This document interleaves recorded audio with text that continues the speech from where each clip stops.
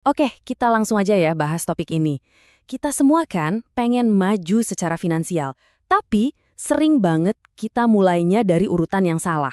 Nah, di sini kita bakal bongkar kenapa sih fondasi yang sering banget diremehin, yaitu dana darurat, justru jadi langkah paling-paling krusial buat kebebasan finansial yang sebenarnya. Oke, sekarang kita lihat masalah utamanya. Banyak banget loh dari kita, seringnya tanpa sadar, ngedeketin urusan uang ini dengan cara yang kebalik. Dan inilah yang akhirnya menciptakan kecemasan yang gak ada habisnya. Pernah nggak sih ngerasa hidup tuh kayak rapuh banget secara finansial, padahal rasanya udah berusaha ngelakuin semuanya dengan dengar? Kamu udah mulai investasi, udah mikirin masa depan, tiba-tiba ada aja gangguan kecil. HP rusak, motor tiba-tiba mogok, dan langsung semua rencana besar itu rasanya goyah. Ini bukan karena kamu salah loh, atau males. Ini semua terjadi karena kita sering banget memulai perjalanan keuangan kita dengan urutan yang, ya, keliru. Nah, ini dia nih metafora utamanya. Kita tuh sering banget ngelihat orang lain dengan investasi yang keren, pencapaian yang bisa dipamerin, itu kan ibaratnya atap rumah yang megah, dan kita langsung mikir, wah gue juga harus kayak gitu. Jadinya kita terobsesi sama atapnya, tapi lupa sama pelajaran paling dasar dalam membangun. Setiap bangunan yang kokoh, itu selalu dimulai dari fondasi yang kuat, bukan dari atap yang, ya melayang di udara kan? Akibatnya, ya hidup kita dari luar kelihatannya maju, keren, tapi di dalam penuh rasa was-was terus-menerus. Kita sibuk ngejar status, ngejar apa yang kelihatan hebat, bukan ngejar apa yang bikin kita benar-benar aman. Dan inilah yang bikin kita, meskipun kelihatannya sibuk membangun, sebenarnya kita masih rapuh banget. Jadi, solusinya itu bukan soal milih antara aman atau bertumbuh loh, tapi ini soal memahami urutan yang benar. Yuk kita lihat gimana seharusnya ini berjalan. Coba deh lihat perbandingan simpel ini. Dua-duanya penting, tapi tujuannya beda banget. Di satu sisi ada dana darurat, tujuannya buat ketahanan. Ini fondasi kamu. Di sisi lain ada investasi, tujuannya buat pertumbuhan. Ini atapnya. Nah logikanya kan, kamu nggak bisa bangun atap di atas tanah kosong kan? Jadi ini bukan soal pilihan, tapi ini soal urutan. Fondasi itu harus dan selalu jadi yang pertama. Nah, kutipan ini tuh kena banget. Sebelum kita ngomongin soal melesat jauh, pertanyaannya simpel aja. Kita ini udah cukup aman belum buat bertahan? Fokusnya itu harus kita geser dulu. Dari yang tadinya ngejar pertumbuhan agresif, jadi membangun ketahanan yang kuat.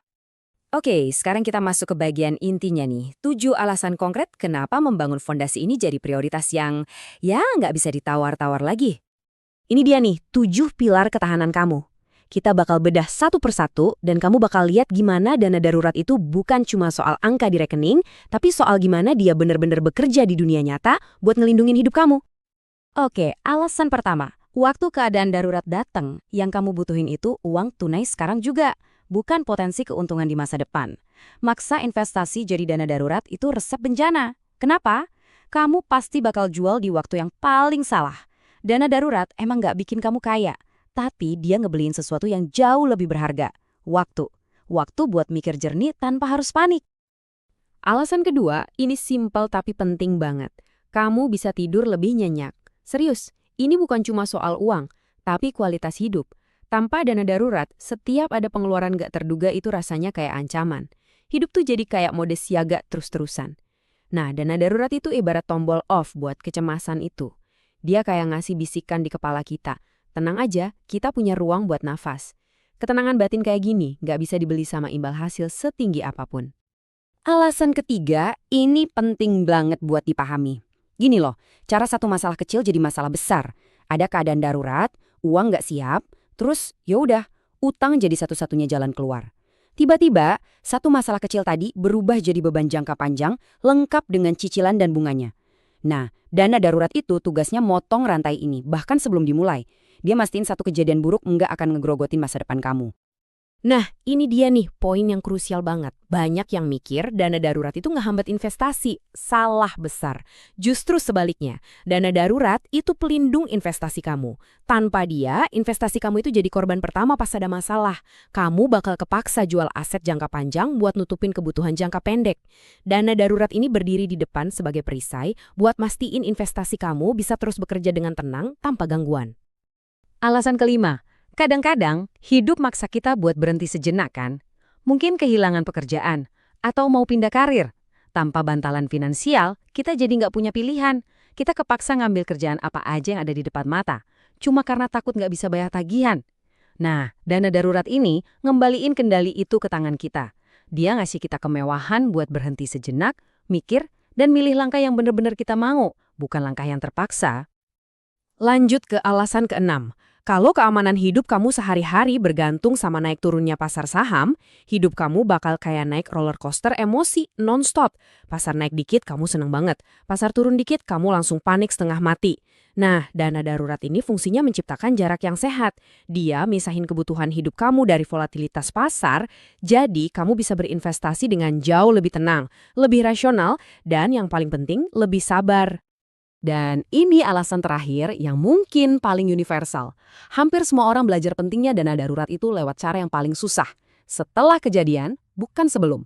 Ini adalah pelajaran yang hampir selalu datang barengan sama rasa sakit dan penyesalan yang mendalam.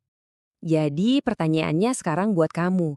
Kalau kita udah tahu nih hampir semua orang pada akhirnya bakal sampai di kesimpulan yang sama setelah ngalamin masa sulit, satu-satunya keuntungan nyata yang bisa kita punya adalah, ya, belajar lebih dulu. Ini soal pilihan. Mau nggak kita mengulang kesalahan yang sama persis yang udah dialami sama banyak banget orang sebelum kita?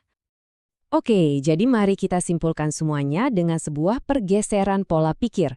Kesuksesan finansial yang sejati itu ternyata bukan soal seberapa cepat kamu bisa lari. Kalau sekarang kamu ngerasa ketinggalan karena lagi fokus bangun dana darurat sementara yang lain udah pada investasi gede-gedean, ingat ini deh, kamu nggak ketinggalan. Kamu itu lagi membangun dengan cerdas.